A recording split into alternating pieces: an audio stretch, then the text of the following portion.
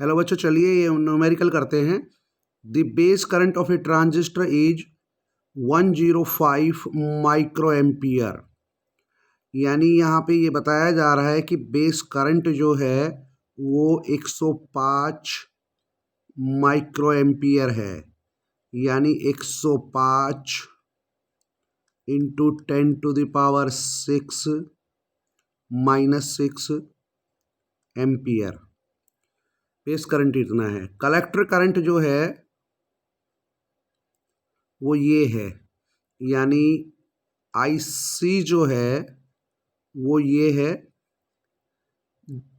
2.05 milli ampere, यानी है 2.05 into 10⁻³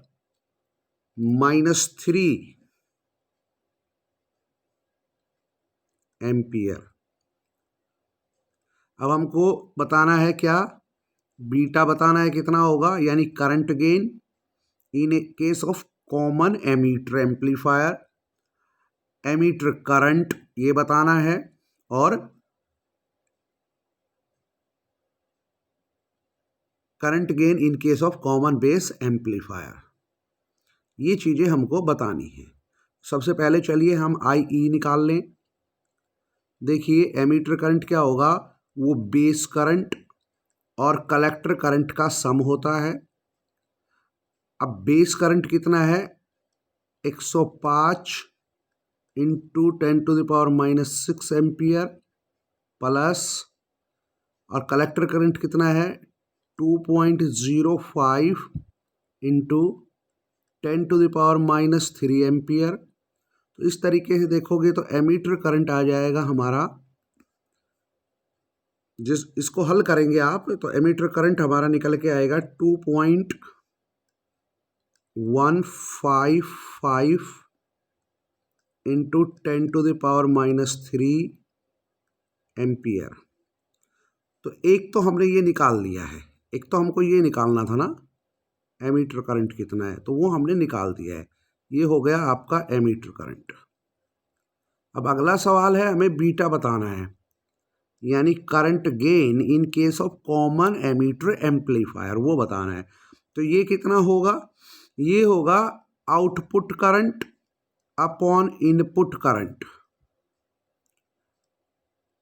अब डेल्टा IC की वैल्यू कितनी है ना, सॉरी IC की वैल्यू 2.05 इंटू 10⁻³ एम्पियर, ये वैल्यू है IC की।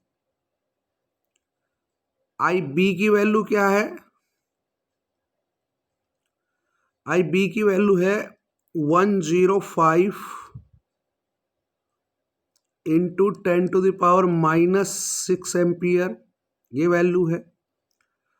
अगर आप इसे हल करेंगे तो बीटा की जो वैल्यू निकल के आएगी, current gain in case of common emitter amplifier, उसमें उसकी वैल्यू आएगी 19.52। ये current gain in case of common emitter amplifier, उसकी वैल्यू निकल के आएगी। इसके बाद हमने सेकंड पेज ले लेते हैं।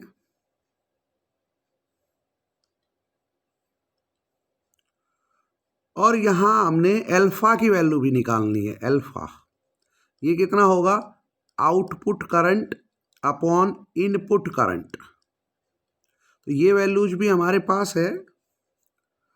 IC की वैल्यू कितनी है हमारे पास, 2.05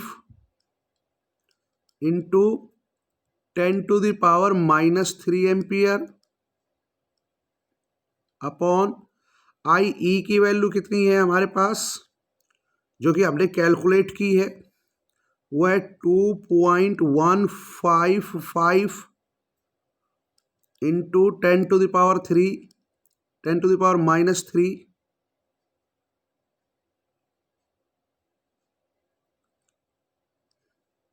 एम्पियर। तो अल्फा की value current gain in case of common base amplifier, इसमें IC अपॉन IE हो जाएगा। IC की वैल्यू रखी, IE की वैल्यू रखी, और ये सब रखने के बाद में जो है हम इसको हल करते हैं। इसको सोल्व करते हैं तो जो वैल्यू आएगी वो वैल्यू आ रही है 0.95। ये हल हो गया है। नाउ नेक्स्ट, इसके अंदर जो सेकंड पोर्शन था इसका, इस क्वेश्चन के अंदर दो पोर्शन है, सेकंड पोर्शन है, तो वो सेकंड पोर्शन देखते हैं। तो सेकंड पोर्शन में देखिए क्या है, आपके बेस करंट के अंदर चेंज हो रहा है। ये कह रहा है कि बेस करंट में अगर इतना चेंज होता है 27 माइक्रो एम्पियर, तो कलेक्टर करंट में भी चेंज होता है कितना, 0.65 मिली एम्पियर, और बीटा एसी बताना है आपने। तो चलिए ये देखते हैं,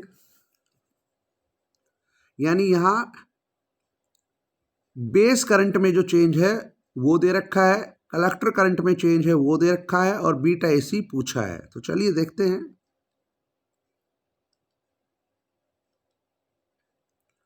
तो यहां दिया हुआ है delta I B change in base current 27 micro ampere, 27 into 10⁻⁻6 ampere, और चेंज इन कलेक्टर करंट दे रखा है वो है 0.65 मिली एम्पियर, यानी 0.65 इंटू 10⁻⁻3 एम्पियर ये दिया हुआ है।